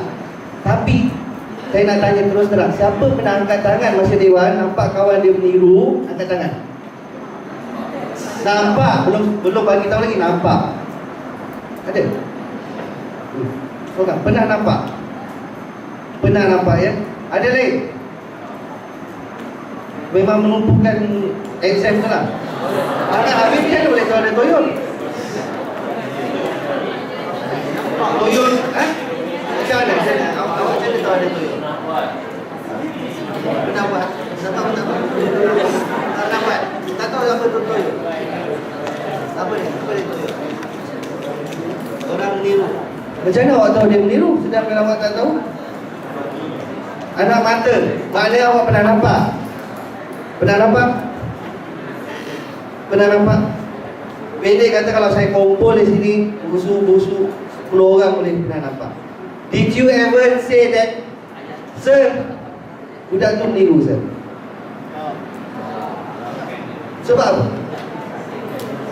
Awak takut dengan dia ke awak takut dengan siapa? So macam mana kita nak bantu SPRM? Orang tu ambil rasuah. Bila kita belum pegang duit lagi, ni baru ambil exam. Yang mana kawan kita yang meniru tu, dia tak bayar gaji kita satu. Dia basuh baju pula untuk kita. Tolong bawa kita, dokong kita pergi kelas. Tak pernah. So apa yang kita takut? Pernah dengar tak kelas kena ambil balik ujian? Yang terbaru ni apa? Agaknya undang-undang Unicare lepas ni siapa bawa toyol je, semua orang ambil exam sekali. Okey. Tak, macam mana kita nak kekalkan amanah kita? Macam mana kita nak kata kita ni pemegang amanah? Kalau kita sendiri masa kita belajar tak pegang duit, tak ada apa pun, kawan tak bagi duit apa pun, tapi kita benarkan dia buatlah salah. Lepas tu kita boleh tuduh SPRM tak buat kerja. Adil tak? Okey, sebab saya menjaga pemeriksaan. Of course kita tak nampak, saya assume saya dari SPRM lah. Dan ini orang ambil exam saya jalan. Jadi saya pusing ini buka. Ini pas toyol. Lepas tu datang sana, kenapa Unicare tak pernah tangkap budak bawa toyol lah? Macam mana nak lahirkan pelajar kualiti? Oh, awak nampak tapi awak tak beritahu saya. Apakah jalan penyelesaian? Apa guna marah bagi duit kat kita tiap-tiap bulan untuk kita belajar? Tapi kita beri takutkan kawan kita yang meniru tu, tak apalah, kasih jalan. Dalam masa sama kita, saya pemegang amanah. Amanah apa tak tu? Kita dapat dia pegang duit marah lah tiap-tiap bulan. Don't you feel that you sebenarnya dah macam pecah amanah? You nampak? Bukanlah nak jergik kuat-kuat. Mungkin ada cara dia. Kalau SPRM saya rasa ada biro aduan, kan? Bukan dia beritahu saya nak bagi tahu SPRM, saya nak beritahu SPRM, kan? Saya rasa Datuk ada peluang yang macam orang kata whistleblower ya. Mana dia pergi sendiri, kalau dia kata dia takut ancaman pada diri sendiri, SPRM ada orang kata pegawai yang tolong melindungi saksi. Takkanlah Unicare tak ada buat perlindungan saksi. Yang penting kita ni sendiri, adakah kita amanah? So saya assume semester ni tak ada toyol lagi lah, sebab dah ada pun sekretariat. Siapa sekretariat? Boleh saya tengok? Boleh saya tengok angkat tangan? 1 2 3. Oh ya baik, okey. Mana tiap-tiap kampus ada sekretariat? Saya assume Mian ada? Mimet ada? RCMP ada? UBIS ada? UBIS tak ada lah, ya elok lah. Maknanya saya assume tiap-tiap kampus ni bila saya datang meeting untuk exam, tak ada lagi bunyi pasal ada orang meniru. Sebab tiap-tiap semester saya akan dengar daripada tiap-tiap kampus ada sahaja kes meniru. Bayangkan kita nak keluar jadi seorang pemimpin, seorang pegawai, kita dah start tak amanah daripada mula belajar lagi. Bayangkan kalau dia pegang jawatan. Okey, dia dapat A semua, minta kerja masuk Petronas katakan, gaji tinggi, agak-agak dia senang-senang tak cilok duit. Kalau dia dah start dah meniru daripada dia tu lagi senang. Kalau dia jadi orang tu pula jadi pegawai polis pula lepas tu, boleh kauti pula. So maknanya di kalangan kita ni, kita sebenarnya membentuk siapa kawan-kawan kita, siapa generasi kita. Kalau kita tak ubah dari sekarang, maka awak lihatlah sampai bila-bila. Itu cara yang nak sampaikan tentang amanah. Terima kasih. Terima kasih saya ucapkan kepada Dr. Azlan Hadi. Jadi pasti anda terasa terdetik di hati. Sebagai saya sangat yakinlah kebanyakan dan saya rasa semua daripada anda merupakan peminjam ataupun amanah marah. Anda dapat allowance tiap bulan, betul? Tiap bulan dapat allowance marah, betul? Jadi amanah itu diberikan Bukan saja amanah daripada mara, amanah daripada ibu bapa, amanah daripada masyarakat untuk anda berjaya pada masa hadapan. Jadi isu toyol ni saya rasa kalau ada rakan-rakan anda yang lakukan perkara itu, cuba rapat, cuba buka minda dia. Katakan pada dia, apa guna toyol? Apa guna anda berjaya sekarang tapi masa hadapan anda tak berjaya dalam bidang pekerjaan? Setiap perkara yang kita lakukan kita mahukan keberkatan. Betul. Itu yang saya yakinlah. Jadi tadi Dr.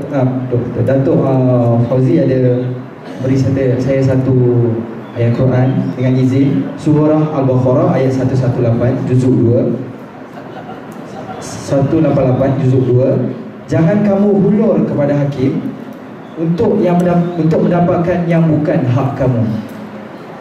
Jadi dalam Al-Quran sendiri tertulisnya bahawa jangan kamu mendapatkan sesuatu, jangan kamu tegakkan benang yang basah, yang kamu mendapatkan harta yang bukan harta kamu.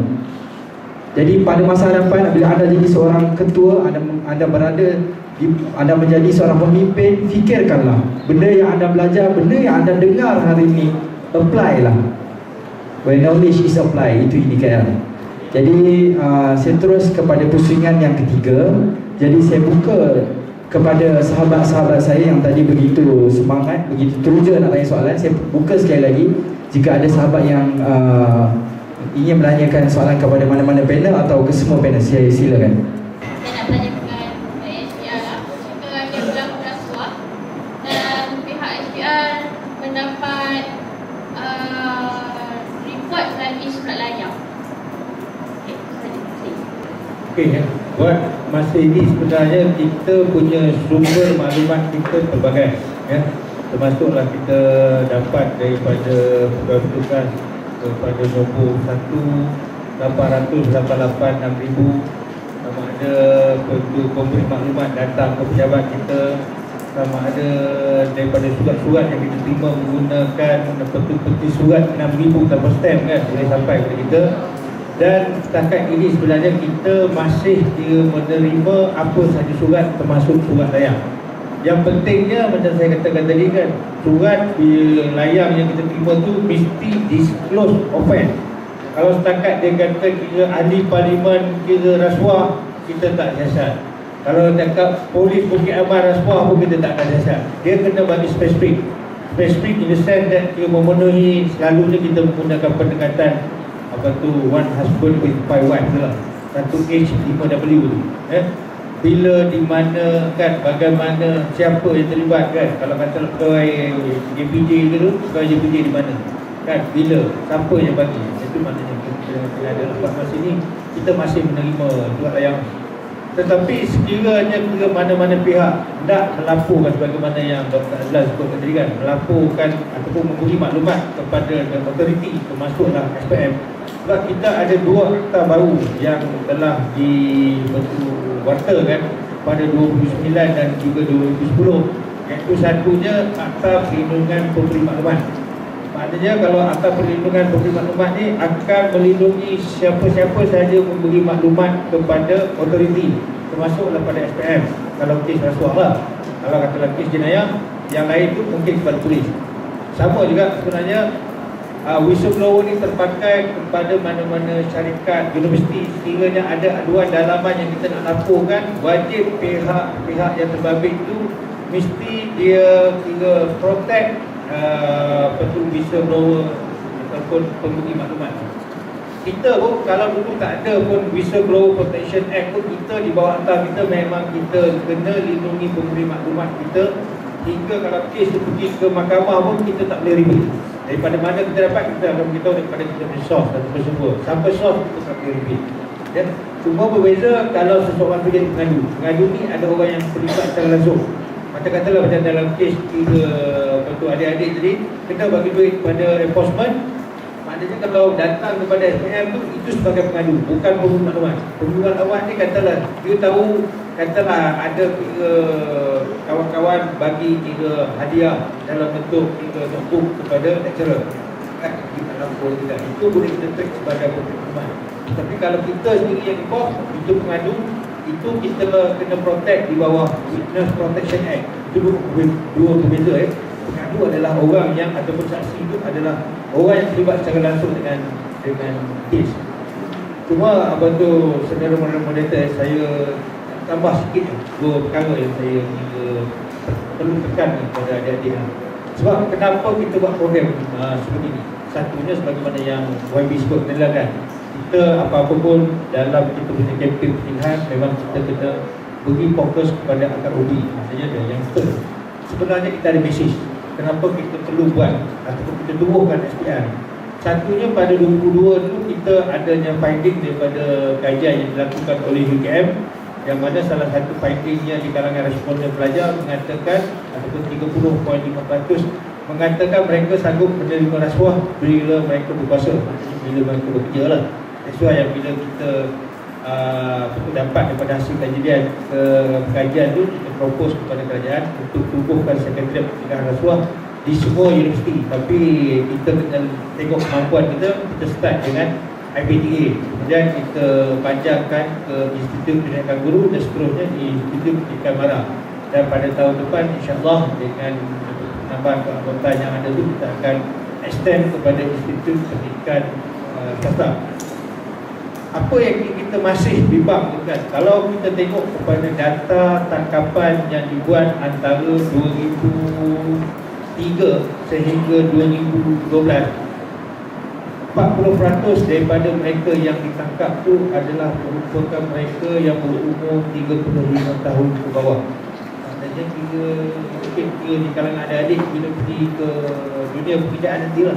Sebab itu yang kita concern tu, supaya adik-adik didedahkan awal tentang kesalahan keputusan rasuah ni, dalam masa yang sama juga membantu kita untuk mencegah perbuatan rasuah dalam apa-apa bidang di negara kita, supaya kita dapat menerima apa-apa perkhidmatan kerajaan ke ataupun mendapat apa-apa perkhidmatan pun tanpa kita perlu bayar duit sebutan. Dan untuk itu, kalau katalah kita nak jadi pelajar yang cemerlang, yang berjaya pun, kalau kita tengok pun dia, kalau apa yang penting sebenarnya apa? Kalau kita nak berjaya, kita tengok semua ni pun yang pentingnya apa? Yang boleh menyebabkan kita berjaya adalah sikap. Ya? Kalau tak percaya ya, adik-adik cuba kalau ada handphone selepas ni, jangan buat sekarang. Kita tengok handphone kita buat kita punya abjad ya, daripada A sampai Z tu, kita bagi nombor 1 sampai akhir lah. Ini total kan, kalau kita buat hardworking ke apa kan, berapa dia punya totalnya? Dia dalam 90 lebih ya. Tapi kalau attitude, dia punya totalnya adalah 100%. Jadi tak perlu try buat ya, maknanya ABC tu dibagi nombor 1 sampai penujung lah. Kalau 30 lah sampai itu total kan, perkataan attitude dia akan jadi 100%. Bermakna apa saja kita nak buat tu, sikap dia penting. Lupa juga, kalau kita nak memberi rasuah dalam negara kita, kita nak supaya kita berjaya, agensi penguasa dan juga kerajaan, sebenarnya kita kena sama semua terlibat dan kita kena ubah sikap. Jangan kita lepaskan perkara itu kepada SPM atau kita semua kena mainkan peranan. Allah. Terima kasih bicara kepada Datuk Syamsul. Jadi saya rasa ini mungkin soalan terakhir yang saya akan tanyakan kepada setiap panel. Dan apakah perancangan atau tindakan yang bakal Dr. Azlan Ali sebagai Timbalan Dekan SDCL UKM Business kepada Datuk Syamsul Bahari sebagai Pengarah Pendidikan Masyarakat SPRN dan Datuk Fauzi Rahman sebagai Ahli Jawatankuasa Khas mengenai rasuah dalam bidang yang saya katakan tadi, dalam mengejar target Malaysia sifar rasuah. Apa tindakan yang atau apa inisiatif yang bakal Datuk atau Doktor akan jalankan pada masa hadapan? Jadi saya persilakan Dr. Azlan Ali. Terima kasih saudara-saudara. InsyaAllah saya sebagai pendidik yang mana saya diberi amanah oleh Mara sendiri, sedaya upaya saya apa yang saya akan buat ialah meluaskan lagi program-program yang begini, bukan sahaja atas kerjasama bersama SPRN dengan pihak malah di peringkat institusi tadi akan kita kembangkan, dan dia tidak bersifat hanya untuk tahun 2014 saja. Dia akan berkembang setiap semester, dan program-program ini kita akan dedahkan pada semua pelajar-pelajar yang baru dan juga yang akan menamatkan pelajaran. Sebab yang akan menamatkan pelajaran ini mereka yang akan bertemu dengan alam pekerjaan dan dia dah mula dah merasa apa itu nilai duit yang banyak.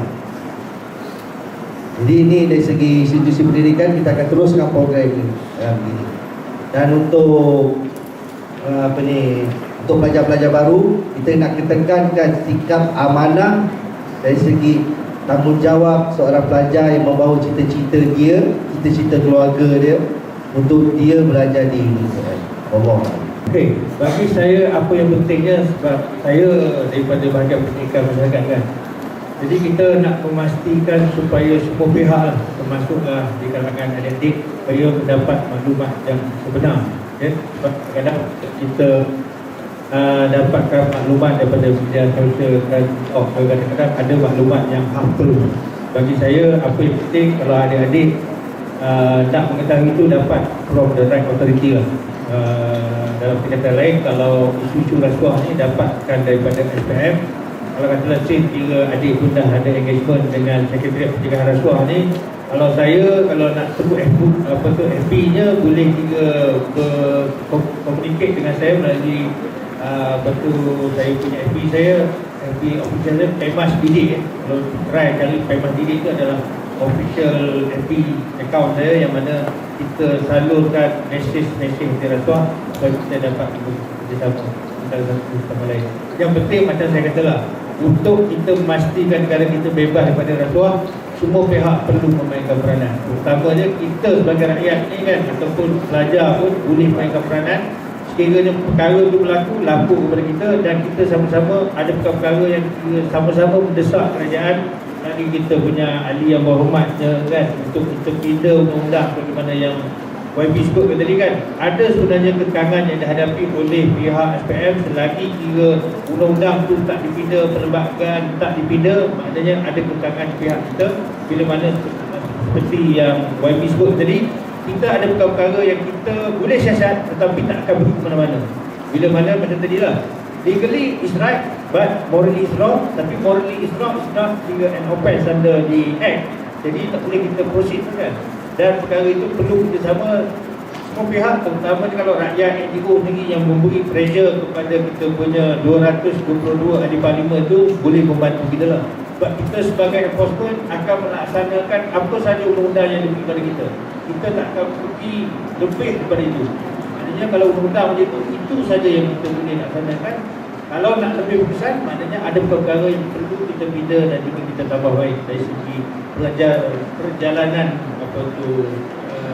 SPM agar dia dapat memastikan objektif tercapai dan juga memastikan negara kita bersih daripada Allah. Ustaz Musi, oleh panel hadirin adik-adik yang kami sekalian. Tanya tadi soalan apa langkah-langkah yang saya nak buat. Pertama, sebelum saya masuk waktu saya nak kongsi dengan adik-adik ya. Saya setuju tadi ada yang menyatakan bahawa sebenarnya fungsi panel pun mengatakan report international report dengan kita ni tidak membanggakan. Kalau nombor rasuah kita nombor naik 53 saja, orang lain atas dari kita, macam Brunei atas dari kita bagus, Singapura atas dari kita apa ni, itu satu benda yang kita rasa kita satu cabaran bagi saya lah. Yang kedua, kalau adik-adik tengok laporan GFI, Global Financial Integrity, dia meletakkan, minta maaf lah saya nak cakap ni, saya memburukkan negara saya dan seterusnya saya memburukkan diri saya sendiri. Bahawa dalam laporan GFI, duit yang lari keluar daripada negara kita ikut bawah meja ni berpuluh bilion satu tahun. Duit yang bawah meja lari keluar negara berpuluh bilion satu tahun. Laporan GFI, Global Financial Integrity. Dari mana dia dapat laporan itu? Fakta itu daripada dia kata International Monetary Fund dengan World Bank Dunia. Jadi nak katakan ini berdoa, dia menipu, ni ada agenda politik, saya rasa tidaklah begitu tepat. Jadi kalau kita tengok pada perkara ini, memang kita rasa sedih bahawasanya perkara ini perlu berlaku dalam negara yang kita cintai ini. Adik-adik, tadi disebut dalam ayat 188 dalam Al-Quran, surah Al-Baqarah ayat 188, memang dia tak bagi kita bagi rasuah, tuan-tuan. Sebab itu Islam mengajar kita Carilah kamu rezeki Allah. Cari cara halal, cara baik. Belanja pun cara baik, cara halal, cara halal. Jangan cari cara haram, belanja cara halal. Cari cara halal, belanja cara haram. Dia ajar kita cari rezeki cara halal, belanja cara halal. Tuan-tuan, insyaAllah adik-adik, you will be safe, selamat dunia akhirat, insyaAllah.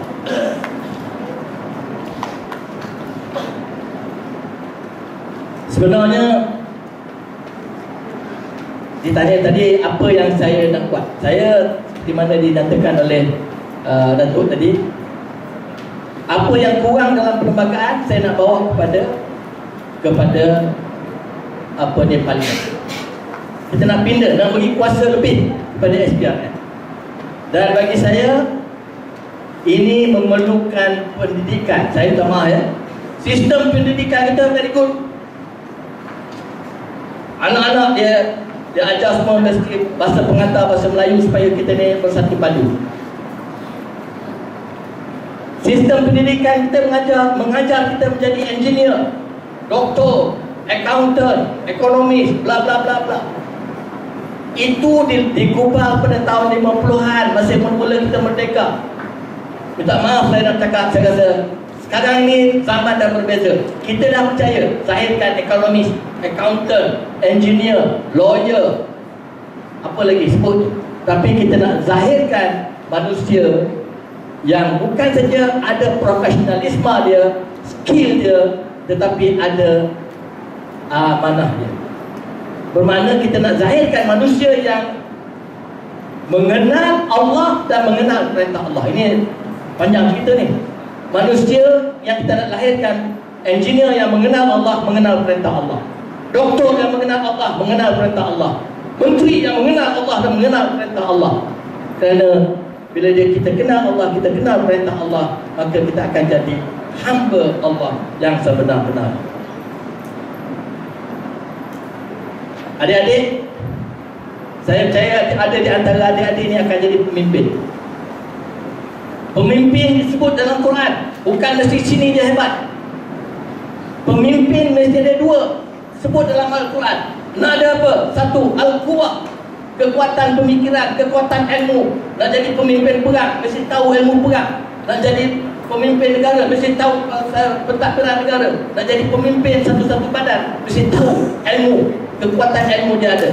Tetapi tak mencukupi, kerana bila pandai, bijak, bistari, dia lupa bahawa dia adalah hamba Allah, ada amanah, ada tanggungjawab pada Allah, pada sesama manusia. Dia tak ada al-amanah. Quran kata nak zahirkan pemimpin yang baik, ada al-quwah, ada al-amanah. Mudah-mudahan adik-adik di sini dapat dijadikan insan yang ada al-quwah, ada al-amanah. Dalam segi ini saya nak minta, saya akan membawa kepada parlimen supaya sistem pendidikan kita dikubah semula. Mesti masuk unsur-unsur mengenal Allah, mengenal perintah Allah. Cara macam mana? Ulama-ulama, orang alim-alim buatlah. Kita ni hanya nak memberikan pandangan supaya anak cucu kita esok selamat dunia dan akhirat.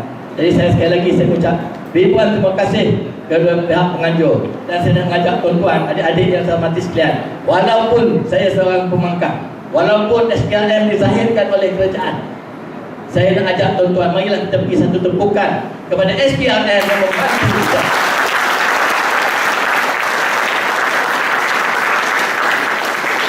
Yang sebenar-benarnya Wa'ima pun dikatakan tidak dapat menghapuskan rasuah in total, tetapi sekurang-kurangnya ada satu badan yang digeruni oleh mereka yang mengamal rasuah. Saya ucap terima kasih banyak-banyak dan mendoakan agar adik-adik semua balik kampung masing-masing dengan selamat. Mudah-mudahan kita mendapat berkat dunia dan akhirat. Assalamualaikum warahmatullahi wabarakatuh.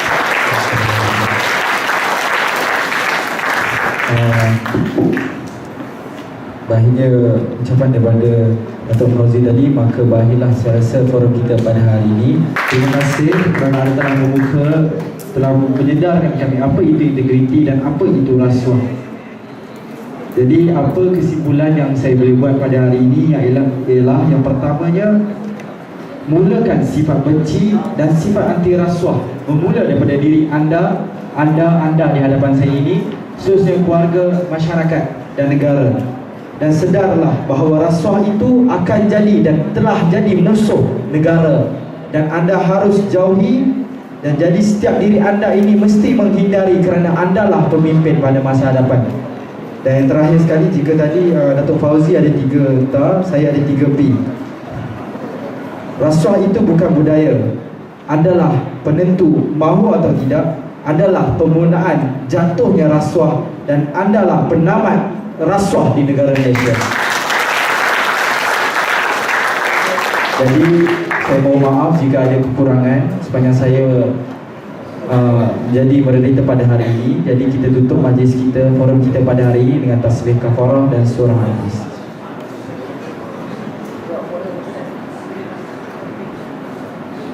Assalamualaikum warahmatullahi wabarakatuh.